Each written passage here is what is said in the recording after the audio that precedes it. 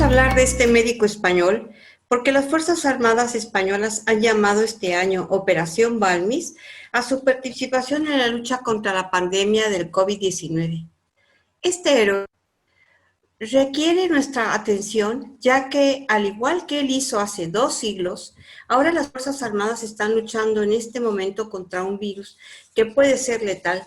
Hablaremos de un aventurero soñador, muy valioso e importante para toda la humanidad. Un español que tiene monumentos en 3 continentes y del cual, desafortunadamente, pocos hemos oído hablar. Es un héroe español desconocido. Un hombre extraordinario por su valor, su tesón, su osadía, sus hazañas, su intrepidez, su ingenio y su gran imaginación e inventiva. Sí, era un soñador, pero también era un hombre de estudios, un médico investigador que escribió libros, sabía varios idiomas e hizo traducciones. Fue un viajero incansable, un aventurero culto y un buen médico. Una persona muy compasiva con el género humano. ¿Estuvo dispuesto a dar su vida por los demás? Bueno, veamos qué es lo que le debe la humanidad al doctor Balmis. Francisco Javier Balmis Berenguer nació en Alicante, estudió y viajó mucho de joven. Conforme se iba acercando a la madurez, concibió un sueño. Viajaría por el mundo llevando la vacuna contra la viruela a todos los habitantes del Imperio Español. Como médico oculto, las actividades del virus causante de la viruela había hecho y seguía haciendo en todo el mundo y en particular en las colonias españolas desde el descubrimiento del Nuevo Mundo y hasta esos momentos finales del siglo XIX. Su sueño salvó a miles de vidas. Hablaremos del viaje y veremos por qué el título de esta tertulia.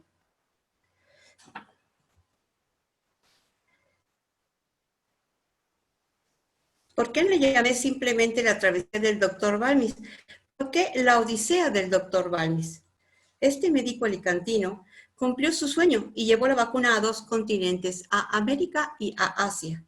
Su viaje estuvo lleno de contratiempos, tempestades, problemas con las autoridades locales, accidentes, enfermedades, etc., a pesar de que iba en una misión científica,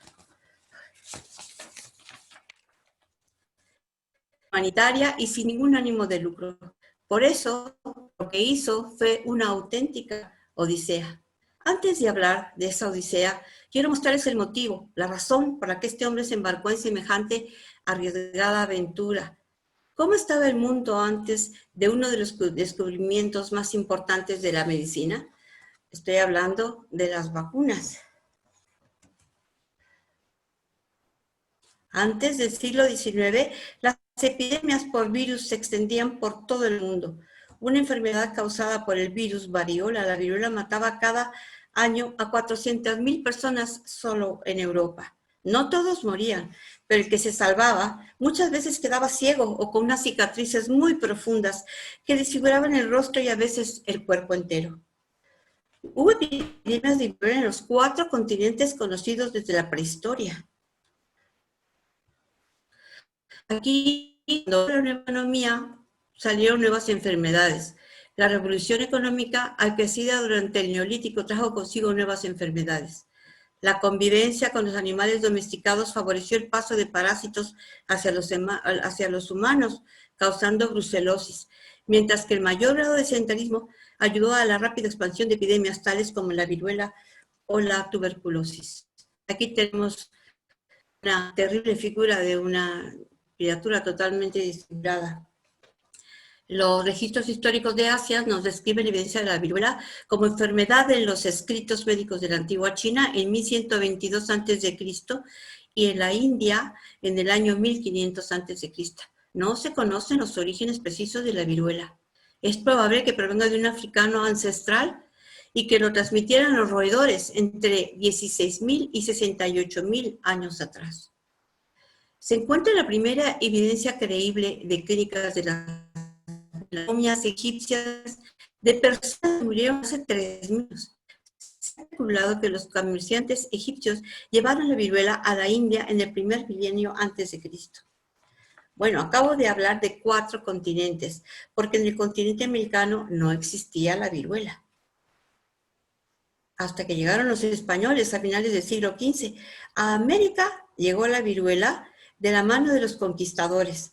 No solo la viruela, también la gripe, el sarampión y el tifus. Los indígenas no tenían anticuerpos contra los gérmenes importados del viejo continente o de África.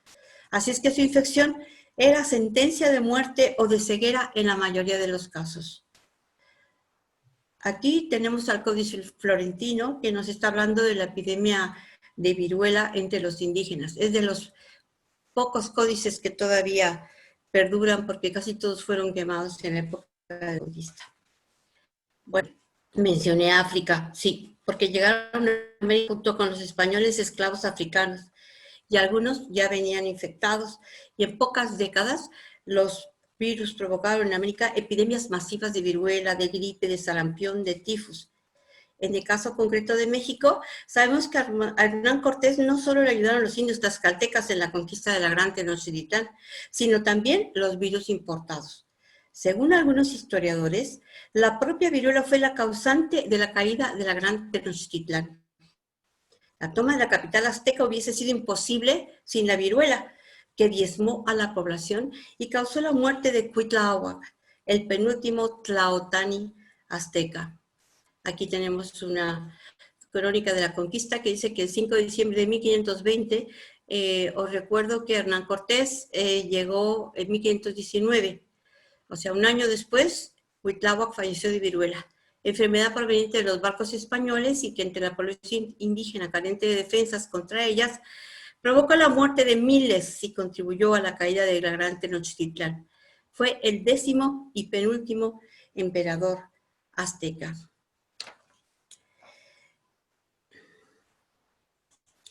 En el caso de la conquista del Perú, parece que al darse cuenta de la mortandad indígena por la viruela, Francisco Pizarro la usó como arma bacteriológica.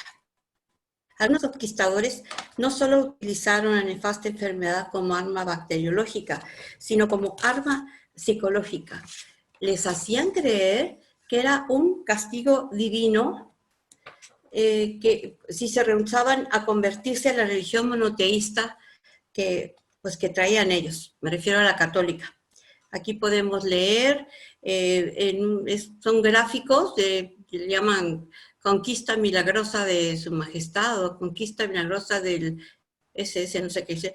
Gráficos realizados a pluma por el cronista indio Huamán Poma de Ayala, donde ilustra las patrañas que los conquistadores elaboraron durante el sitio de Cusco, para hacer creer a los nativos que la viruela era castigo de Dios. Esto, bueno, está escrito en 1587 como una carta dirigida por el autor al rey Felipe II.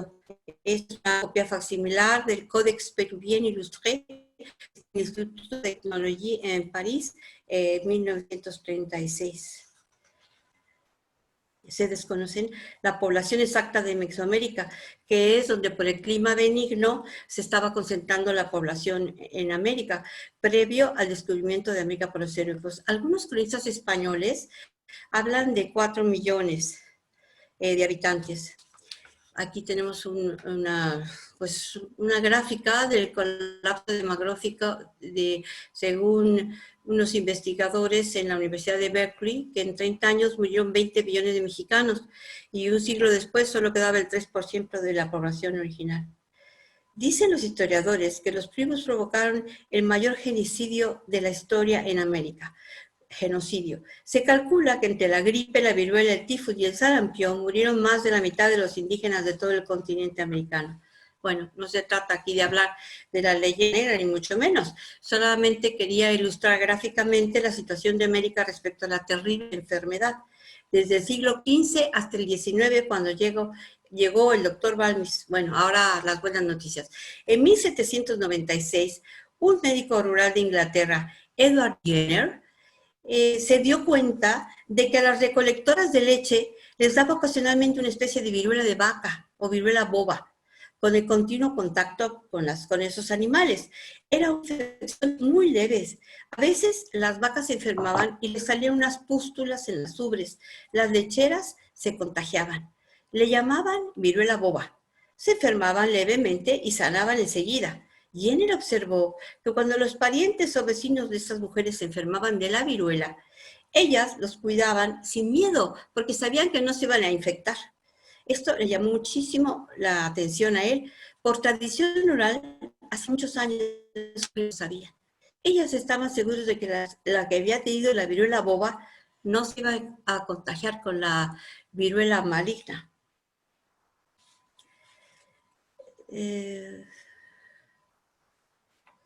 Jenner estudió a fondo la viruela boba de las vacas y la enfermedad leve de las lecheras. Observó la semejanza entre esa enfermedad y la otra que era mortífera y se dio cuenta de que era una especie de variante leve de la mortífera viruela humana.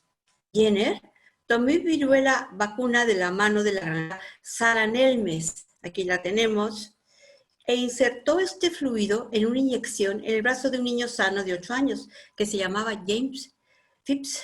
El pequeño mostró síntomas de la infección de viruela vacuna. 48 días más tarde, después de que Phipps se recuperó por completo de la enfermedad, el doctor Jenner le inyectó al niño la viruela humana. Y después no ningún síntoma ni signo de enfermedad. ¡Bingo! Había nacido la viruela, la vacuna, que salvaría millones de vidas humanas. Por eso, para muchos, este es uno de los mayores descubrimientos de la medicina.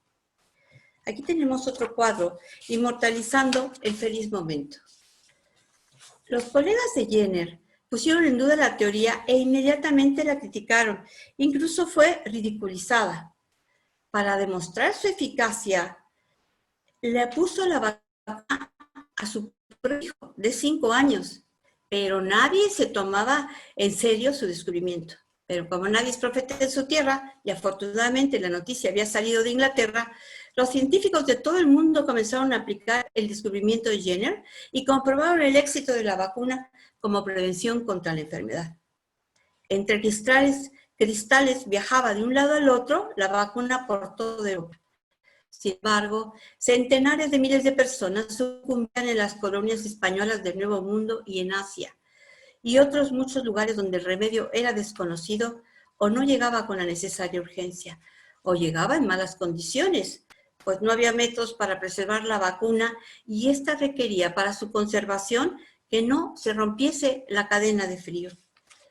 No había método eficaz para conservar la vacuna durante la larga travesía del Atlántico, que era algo más de 2 meses. Se pensó incluso en atacar a las vacas enfermas.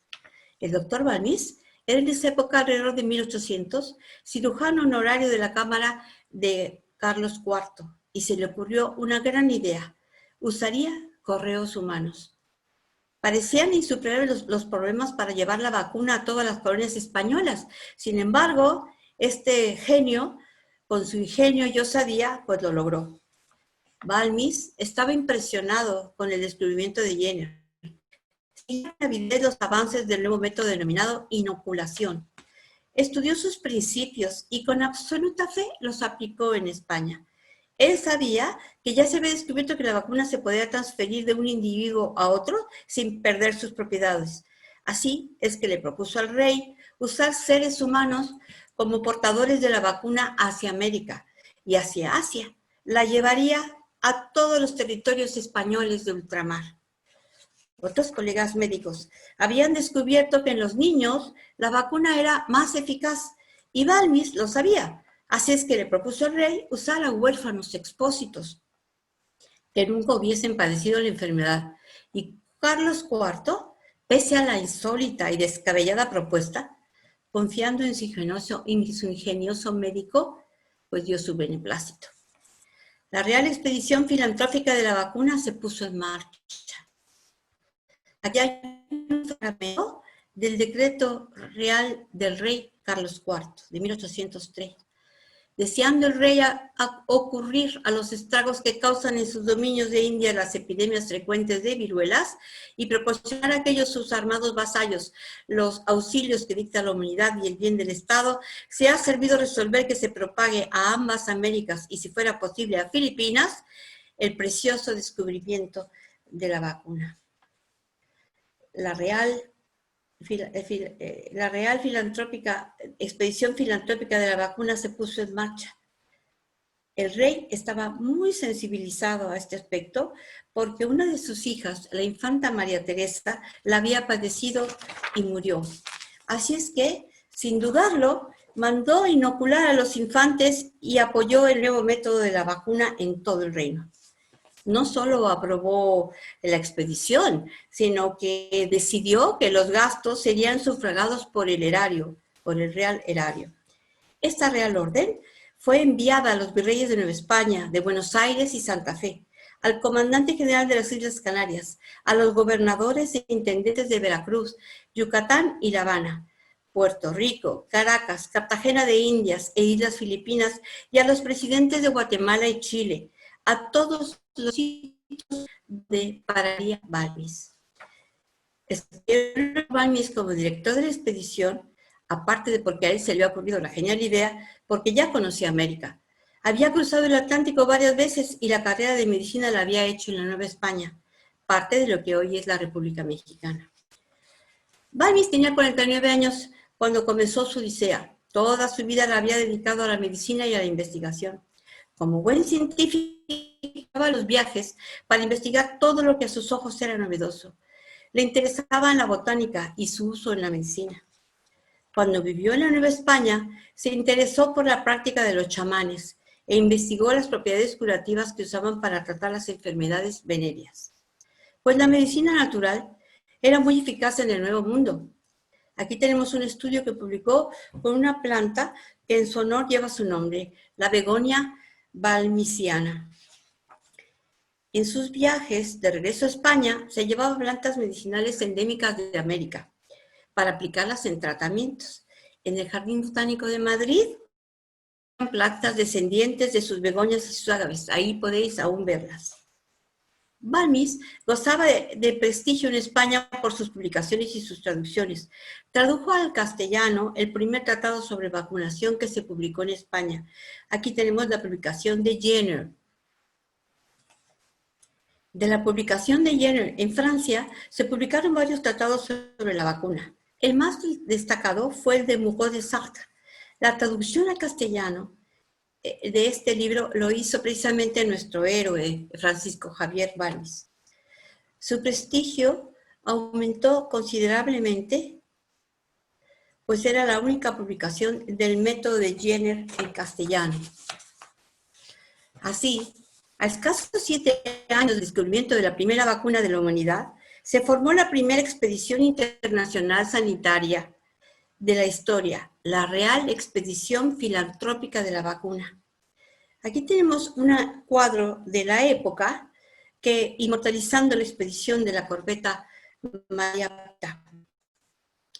Es muy importante que sepamos que fue la primera expedición sanitaria internacional en la historia, fue el primer programa oficial de vacunación masiva que se realizó en el mundo, fue la primera expedición internacional humanitaria, o sea que no tenía ánimo de lucro, la primera inoculación en masa de la historia, y es la primera vez que una mujer tiene una misión concreta en un barco. Eso es algo que les gustará mucho a las feministas. Aquí oiremos muchas veces fue la primera tal, y es que por eso es importante la expedición, además de su alto contenido humano. Fue el primer programa de vacunación masiva en el mundo, porque su objetivo era proteger a la población contra la viruela, enseñar la técnica de la inoculación y la forma de conservar el fluido vacunal, incluso fundando hospitales. Gracias a esta expedición y a su innovadora forma de preservar la vacuna, pudo difundirse libremente por todo el mundo. También fue la primera expedición internacional humanitaria. Por primera vez en la historia hay una expedición filantrópica sin ningún ánimo de lucro, con fines exclusivamente humanitarios. Era poca la importancia del resultado de la expedición, hay que señalar que sacó de dudas a los ingleses y al resto del mundo sobre el método de Jenner, ya que probó la eficacia de la inoculación como método de prevención de enfermedades por virus en 2 continentes. Ahora, en pleno siglo XXI, sabemos, porque todo lo hemos experimentado en nuestra propia carne, que inocular previene algunas enfermedades virales. La vacuna contra la viruela de Jenner fue la primera, pero de ahí nos vacunamos todos contra el sarampión, las soperas, la gripe, el tétanos, etc. Hace pocos años le dieron el Premio Nobel de Medicina a un norteamericano que descubrió la vacuna contra el virus del papiloma humano, el VHP. Por fin puede prevenirse el cáncer de útero de las mujeres. 2 años después de la expedición, en 1805, Napoleón Bonaparte dio la orden de vacunar a toda la tropa francesa. La única mujer que iba en el barco cuidando a los niños se trataba de la regidora del hospicio, Isabel Sendal Gómez. Cuando le llegó la orden, dijo que irían sus niños siempre y cuando continuaran con su aprendizaje y regresaran sanos y salvos a Coruña. Así es que allá va la buena mujer, la única a la gran aventura de su vida. Los cuidó mucho, lo mejor que pudo, pero 2 chiquitos de 3 y 5 años murieron en el camino antes de llegar a América, pero no de viruela. Embarcó para aprender sus lecciones y cuidarlos en lo que pudiera necesitar, y se convirtió así en la primera mujer con una misión concreta en un barco. Hasta entonces solo las prostitutas tenían cabida ocasional en los barcos, pues los marineros creían que nosotros las mujeres traíamos mala suerte a las largas travesías por mar. Aquí tenemos la tripulación, aquí tenemos, esto fue en la corbeta María Pita, que zarpó de La Coruña el 30 de noviembre de 1803, y su director era Francisco Javier Balmis, ayudantes José Salvani, etcétera, etcétera, los practicantes, y la rectora de la Casa de Expósitos de La Coruña, doña Isabel Sendal Gómez, y 22 niños huérfanos expósitos. Aquí tenemos otra pintura con los tripulantes, los niños y hasta con las vacas incluidas. No sabemos si llevó o no vacas por fin, pero aquí está una foto de él. Con una lanceta impregnada del fluido, Balmis le realizaba una incisión superficial en un brazo a un niño. Esperaba que unos días después surgieran los granos vacuníferos de los que emanaba el fluido antes de secarse definitivamente. Las pústulas solo duraban unos días. Para mantener activa la vacuna durante la travesía, se programó una cadena de niños, a quienes cada semana se le inoculaba pasándola de brazo a brazo. Salió el correo humano de la vacuna del puerto de La Coruña en Galicia el 30 de noviembre de 1803 y vía Tenerife y otras Islas Canarias llegaron a San Juan de Puerto Rico el 9 de febrero de 1804, es decir, 2 meses y unos pocos días más tarde. La ansiada vacuna ya estaba en América y unos años más tarde llegaría a Asia. He aquí por qué hablo de una odisea más que de un viaje. Podéis imaginaros las dificultades de un viaje del mundo por mar y por tierra a principios del siglo XIX. Este extraordinario médico aventurero realizó una travesía sin precedentes para la época, con el solo fin de propagar la salud. La vacuna de la viruela llegó por primera vez a las afortunadas Islas Canarias y así podemos hablar de la primera inoculación en masa de la historia, pues vacunó a todos los canarios. Vacunó y enseñó a los médicos de las islas la forma de inocular y de conservar entre cristales el líquido milagroso. Ideó una red sociosanitaria sin precedentes. Fundó juntas de vacunación que controlaban las epidemias y se encargaba de aplicar y conservar las vacunas.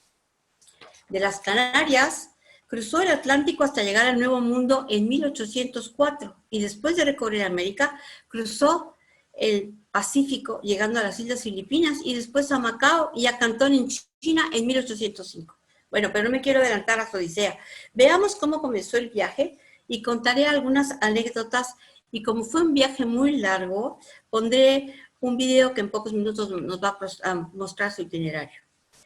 Como equipaje, llevaba 500 ejemplares de su libro, el que había traducido, Tratado Histórico y Práctico de la Vacuna, de Mougot de Sartre. Este se repartiría en las principales ciudades. También llevaba varios termómetros y barómetros para las observaciones meteorológicas, algunos millares de laminillas de cristal para conservar la linfa y enseñar cómo se colocaba una gota entre 2 de ellos y cómo debían cerrarse herméticamente con parafina una vez que se hubiese logrado el vacío.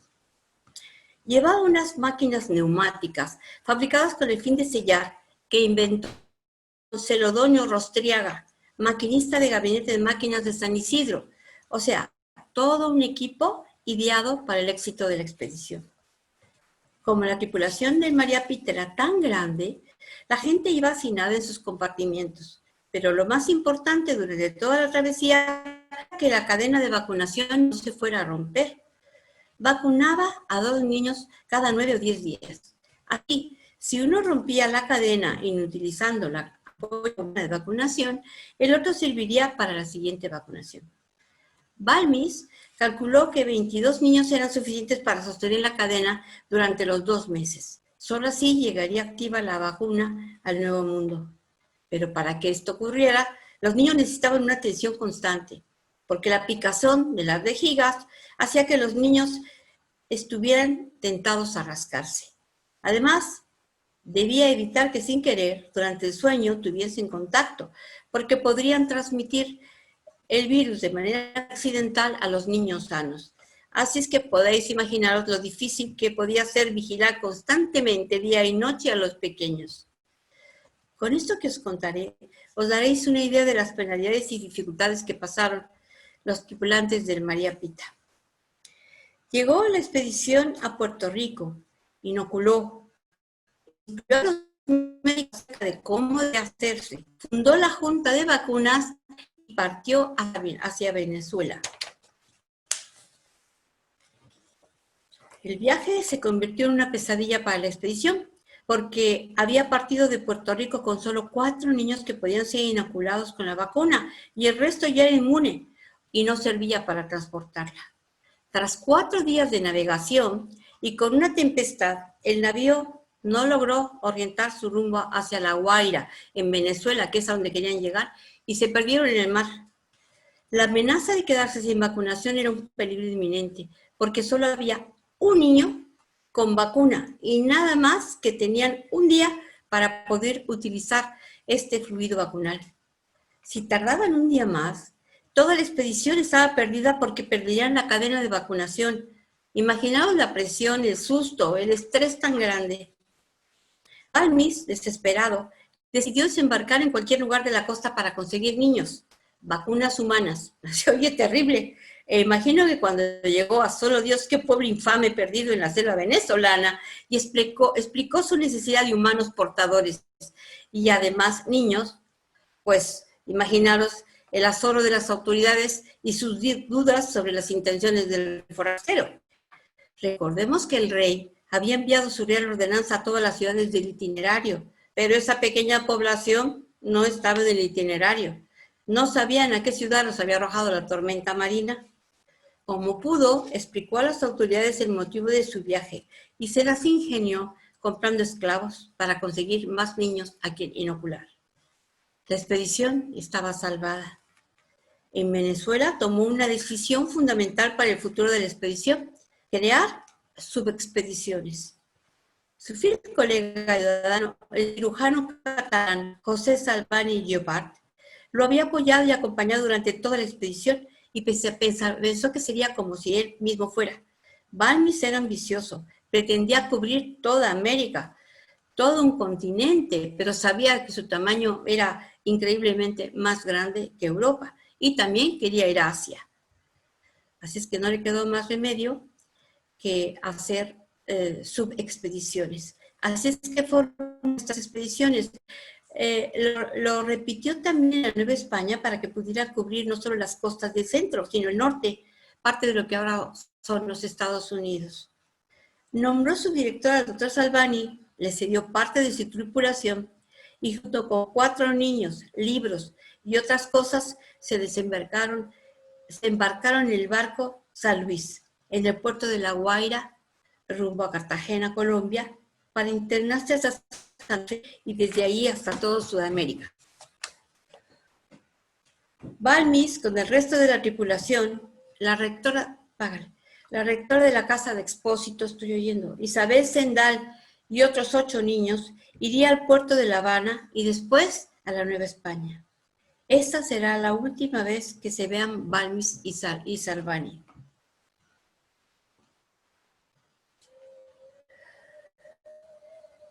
Aunque sea de que Sabani también pasó 1000 contratiempos en Sudamérica y murió enfermo en Bolivia, la antigua Cochabamba, después de perder un ojo.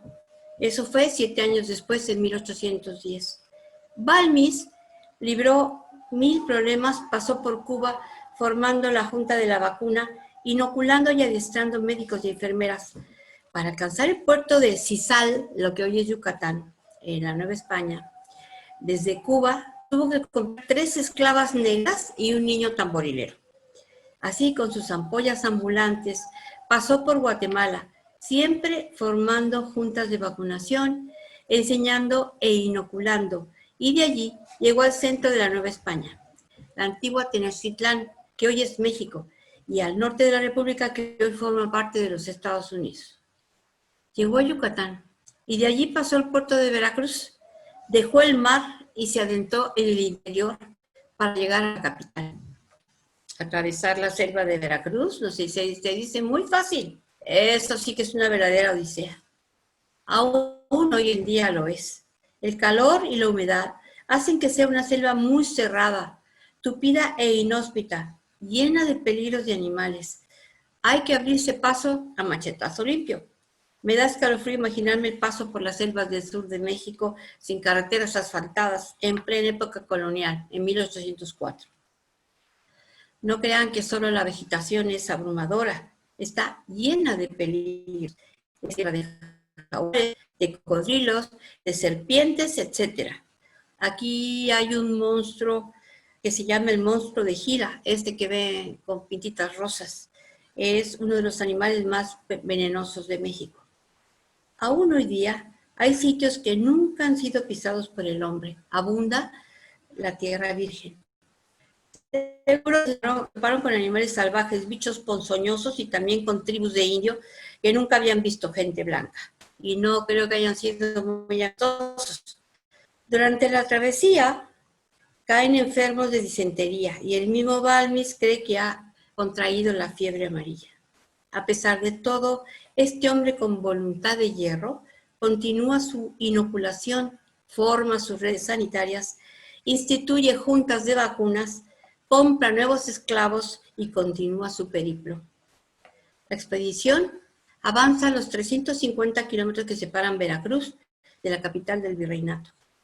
Llegaron a la capital de Nueva España, antes Tenochtitlán y ahora Ciudad de México, el 8 de agosto de 1804.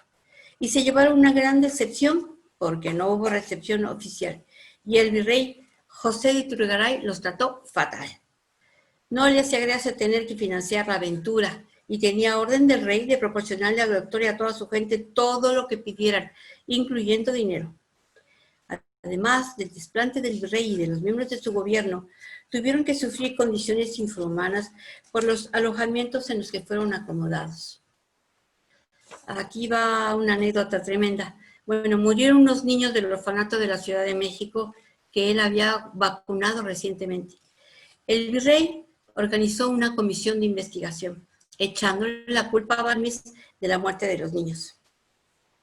Ofendido por tener que defender su vacuna, Balmis argumentó que con toda seguridad las muertes de los niños se debían a las insalubres condiciones en las que malvivían en el hospicio de la Ciudad de México, ya que debajo de los dormitorios del piso bajo había una cloaca con aguas sucias, humedad constante y toda clase de inmundicias.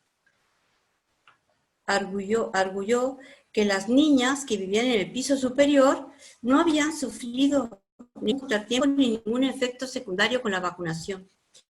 Problemas como estos tuvo todos los que nos podamos imaginar. No voy a narrar todas sus peripecias, porque, bueno, quiero dejar tiempo para el debate. Y además, podemos imaginar su enfrentamiento con autoridades y con, como diría Cervantes en boca del Quijote, Sancho, con la iglesia, la religión.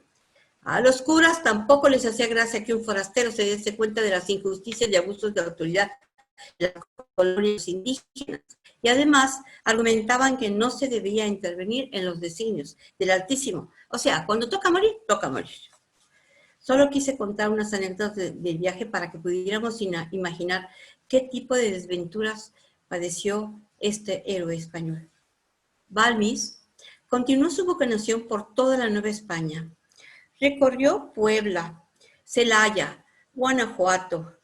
Bueno, este es un mapa de cómo era en aquel tiempo. Todo lo que está verde arriba son los Estados, ahora es parte de los Estados Unidos.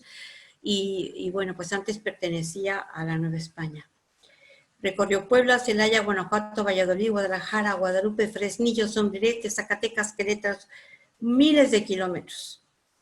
En un periódico de México, en 1804, apareció esta página tras un agotador viaje de 53 días por las provincias norteñas, en el que fueron recogiendo a los niños mexicanos, que más tarde llevarían la vacuna hasta Asia.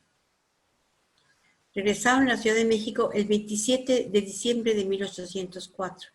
Este grabado estaba tomado en la Gaceta de México e ilustra las instrucciones para vacunar. En el sector superior puede apreciarse la lanceta. Esta se utilizaba para recoger linfa vaccinal. Inmediatamente por debajo de ella está dibujado el aspecto de las pústulas, según se manifiestan en los 4, 8, 10 y 11 días. Al pie, la falsa vacuna ilustra cuando la inoculación ha fracasado y lo único que aparece en el brazo del vacunado es una infección de gérmenes comunes a la piel. Nuevamente, subdividió la expedición, enviando al norte a otro de los miembros de la expedición con unos cuantos ayudantes y niños. Así abarcaron, vacunando a lo que hoy es el sur de los Estados Unidos. Balmis apenas descansaba.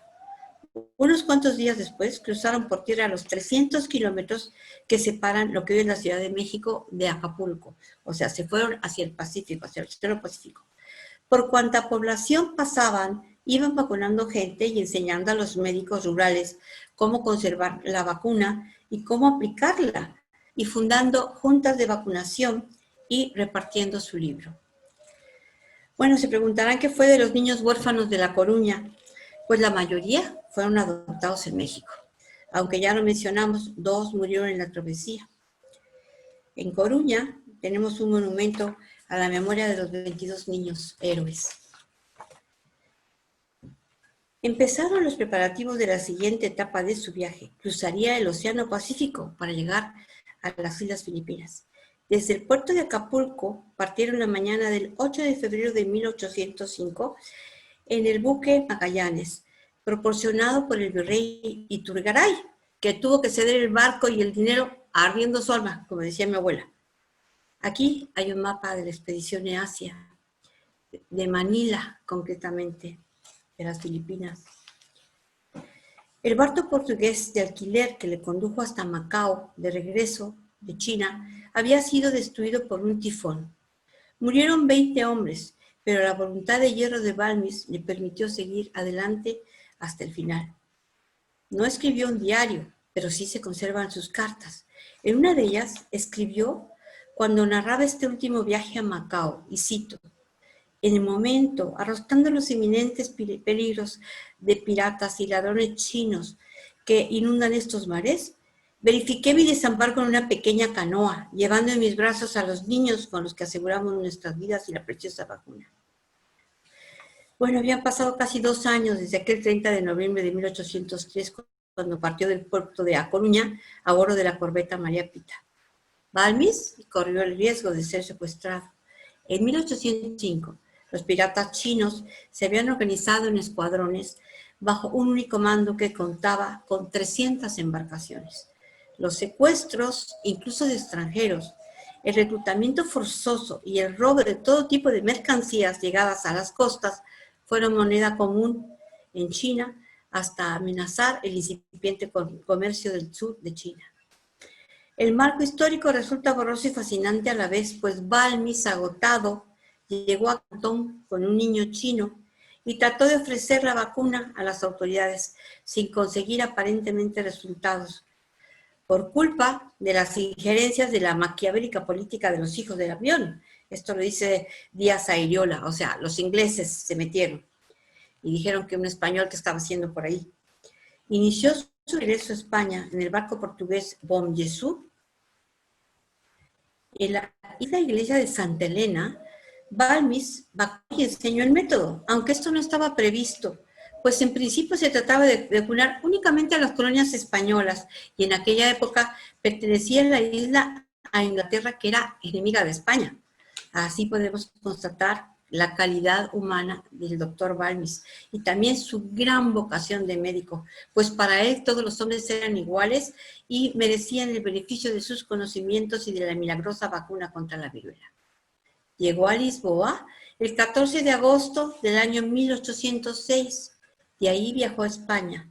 3 largos años había viajado sin descanso llevando la milagrosa fórmula para prevenir la viruela. Manera de recopilación, pondré un video de 3 minutos. Que figuran en los anales de la historia de la medicina.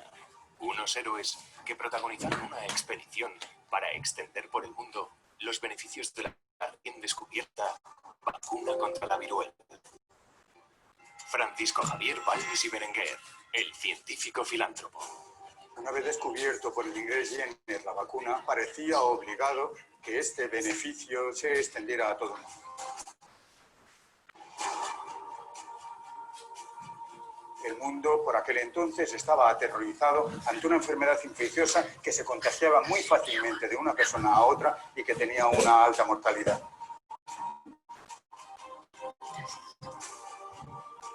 El médico alicantino Francisco Javier Balmis y Berenguer proyectó y dirigió la que se llamó Real Expedición Filantrópica de la Vacuna, financiada por Carlos V, la primera expedición sanitaria, científica y humanitaria del mundo ilustrado.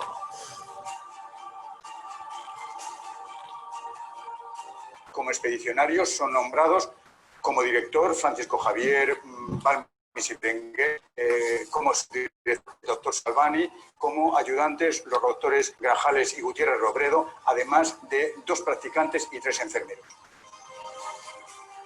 Para que la vacuna llegara activa a los territorios de ultramar, Balmis propuso un sistema peculiar pero eficaz. Para transportar la linfa vacunal, Balmis había propuesto en su proyecto utilizar reservorios vivos, reservorios humanos vivos, entre los cuales se iría trasladando la vacuna escalonadamente hasta llegar al punto de destino. Como la condición indispensable es que los reservorios humanos no tengan ningún tipo de contacto con el virus de la viruela, eso obliga a que estos reservorios sean niños, a ser posible, niños pequeños. Para cruzar el Atlántico hasta Puerto Rico se emplearon 2 niños huérfanos. Y para cuidarlos se incorpora a la expedición la rectora de la Casa de Expósitos de La Coruña, de donde salieron la mayor parte de ellos. No había ningún barco de la española disponible, se decide contratar una corbeta, la corbeta María Pita, que se encargaría de trasladar a los expedicionarios desde La Coruña hasta el Reino de Nueva España. Una vez en América, la expedición conseguía niños locales cuando llegaba a cada población. Contra todo pronóstico, en la mayor parte de los territorios por donde difundieron fueron mal recibidos.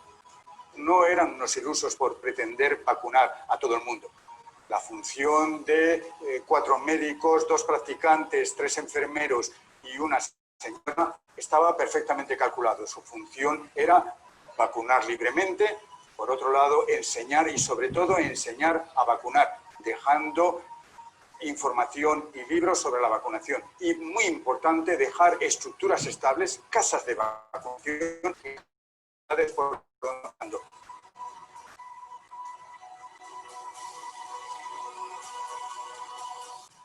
con acciones como esta se ha conseguido que en el año 1990 la Organización Mundial de Salud certificara la erradicación de la viruela del mundo. Gracias. Fue recibido con pompa en audiencia el domingo 7 de septiembre de 1806 por Carlos IV en el Palacio de la Granja. Y dicen que Balmis le confesó al monarca que nunca le había gustado mucho el mar, pero que ahora, gracias a los viajes de inoculación, había aprendido a amarlo mucho, un poco, pero ahora, sobre todo, a respetarlo muchísimo. Lo recibieron con los honores que se merecía. Y el poeta madrileño Manuel José Quintana, apodado en la época el poeta de la patria y el progreso, le compuso una poesía llamada Oda a la expedición española para propagar la vacuna en América bajo la dirección de don Francisco Valls. Aquí tenemos un sello, homenaje en el Bicentenario, o sea, en el 2003, de la expedición. Este es un sello conmemorativo.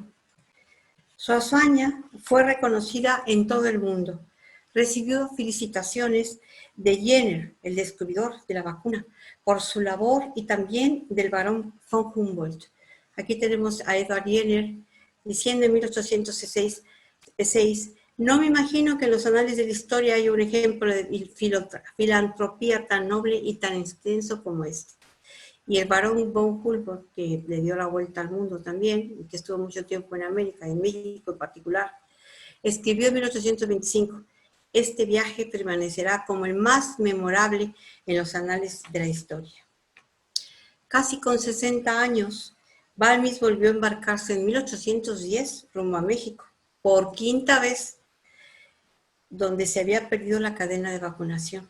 Pero se encontró con la guerra de independencia de España, y como buen médico, ayudó a ambos bandos y restableció la cadena.